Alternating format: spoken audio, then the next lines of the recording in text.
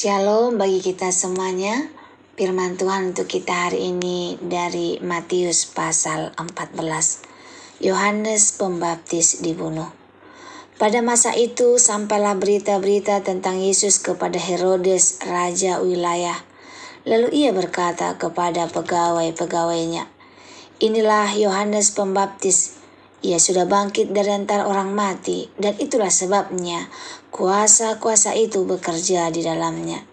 Sebab memang Herodes telah menyuruh menangkap Yohanes, membelenggunya dan memenjarakannya, berhubung dengan peristiwa Herodias, istri Filipus saudaranya.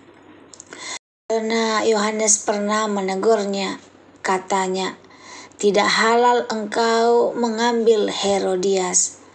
Herodes ingin membunuhnya, tetapi ia takut akan orang banyak yang memandang Yohanes sebagai nabi.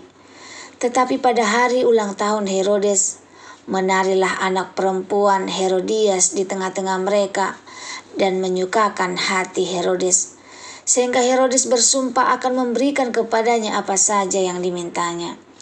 Maka setelah dihasut oleh ibunya, anak perempuan itu berkata, 'Berikanlah aku di sini kepala Yohanes Pembaptis di sebuah talam.'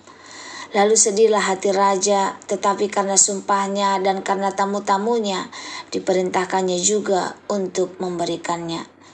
Disuruhnyalah memenggal kepala Yohanes di penjara, dan kepala Yohanes itu pun dibawa orang di sebuah talam. Lalu diberikan kepada gadis itu, dan ia membawanya kepada ibunya. Kemudian datanglah murid-murid Yohanes Pembaptis mengambil mayatnya dan menguburkannya. Lalu pergilah mereka memberitakannya kepada Yesus. Yesus memberi makan 5.000 orang. Setelah Yesus mendengar berita itu, menyingkirlah ia dari situ dan hendak mengasingkan diri dengan perahu ke tempat yang sunyi.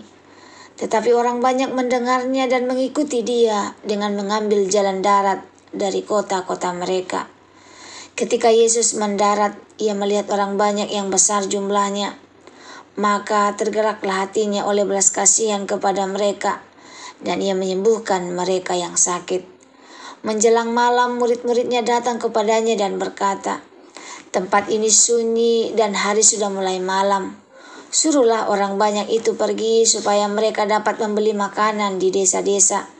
Tetapi Yesus berkata kepada mereka, "Tidak perlu mereka pergi, kamu harus memberi mereka makan." Jawab mereka, "Yang ada pada kami di sini hanya 5 roti dan 2 ikan." Yesus berkata, "Bawalah kemari kepadaku." Lalu disuruhnya orang banyak itu duduk di rumput, dan setelah diambilnya 5 roti dan 2 ikan itu, Yesus menengadah ke langit dan mengucapkan berkat, lalu memecah-mecah roti itu dan memberinya kepada murid-muridnya. Lalu murid-muridnya membagi-bagikannya kepada orang banyak, dan mereka semuanya makan sampai kenyang. Kemudian orang mengumpulkan potongan-potongan roti yang sisa, 12 bakul penuh. Yang ikut makan kira-kira 5.000 laki-laki, tidak termasuk perempuan dan anak-anak. Yesus berjalan di atas air. Sesudah itu Yesus segera memerintahkan murid-muridnya naik ke perahu dan mendahuluinya ke seberang. Sementara itu ia menyuruh orang banyak pulang. Dan setelah orang banyak itu disuruhnya pulang, Yesus naik ke atas bukit untuk berdoa seorang diri.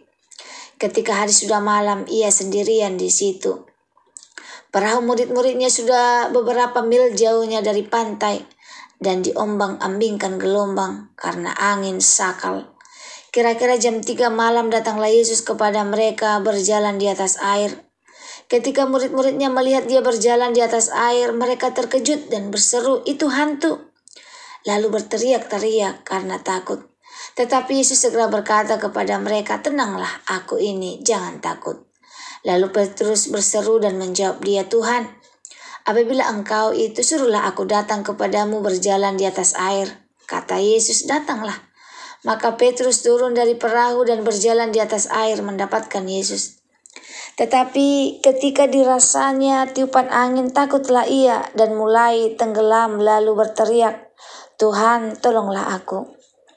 Segera Yesus mengulurkan tangannya, memegang dia dan berkata, "Hai orang yang kurang percaya, mengapa engkau bimbang?" Lalu mereka naik ke perahu dan angin pun redalah. Dan orang-orang yang ada di perahu menyembah dia, katanya, "Sesungguhnya engkau anak Allah." Yesus menyembuhkan orang-orang sakit di Genesaret. Setibanya di seberang, mereka mendarat di Genesaret. Ketika Yesus dikenal oleh orang-orang di tempat itu, mereka memberitahukannya ke seluruh daerah itu. Maka semua orang yang sakit dibawa kepadanya. Mereka memohon supaya diperkenankan menjamah jubahnya, dan semua orang yang menjamahnya menjadi sembuh. Pesan dan renungan singkat dari Matius 14 ayat 1 sampai 36 yang terdiri dari 3 peristiwa besar, masing-masing penuh makna untuk hidup kita. Yang pertama, Yohanes Pembaptis dipenggal, ayat 1 sampai 12. Herodes merasa bersalah dan takut karena telah membunuh Yohanes Pembaptis, seorang nabi yang benar dan berani menegur dosa. Yohanes mati bukan karena kejahatannya, tapi karena keberaniannya menyuarakan kebenaran di hadapan penguasa. Kebenaran itu mahal. Yohanes rela mati demi menyuarakan kebenaran. Di zaman sekarang kita pun dipanggil untuk tetap setia pada nilai-nilai kebenaran, meskipun tidak populer. Jangan kompromi demi kesenangan dunia. Herodes tahu Yohanes benar, tapi ia lebih memilih menyenangkan tamunya dan Herodias daripada menaati suara hatinya. Jangan sampai kita seperti Herodes, mengorbankan nurani demi gengsi. Yang kedua, Yesus memberi makan 5.000 orang, ayat 13 sampai 21. Yesus yang sedang berduka karena kematian Yohanes tetap digerakkan oleh belas kasihan. Dia melakukan mujizat dengan mengandalkan 5 roti dan 2 ikan untuk memberi makan 5.000 orang.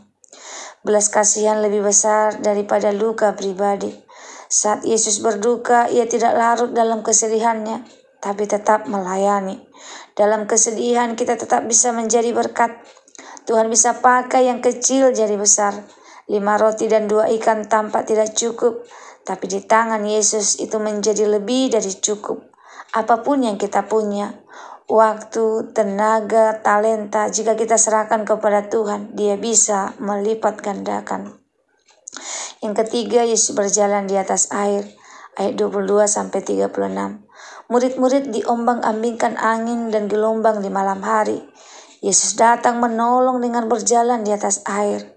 Petrus sempat berjalan di atas air juga, tapi mulai tenggelam saat ia takut dan bimbang. Tuhan hadir di tengah badai. Saat kita takut dan merasa sendirian, Yesus datang menghampiri kita. Dia berkata, "Tenanglah, ini aku, jangan takut." Iman membuat kita melangkah. Keraguan membuat kita tenggelam. Seperti Petrus, kita bisa mengalami mujizat ketika percaya. Tapi begitu fokus kita pada masalah, angin dan ombak, kita akan mulai goyah. Tuhan tidak membiarkan kita tenggelam. Ketika Petrus berseru, "Tuhan, tolong aku," Yesus langsung mengulurkan tangannya. Begitu juga ketika kita berseru kepadanya. Kesimpulan renungan untuk kita hari ini: keberanian untuk membela kebenaran, belas kasihan yang besar lebih dari duka, iman harus tetap teguh meski badai datang. Apakah aku hidup membela kebenaran dan peduli kepada sesama, dan percaya kepada Tuhan di tengah badai kehidupan? Semoga firman Tuhan hari ini menjadi berkat bagi kita. Terima kasih, Tuhan Yesus memberkati. Shalom.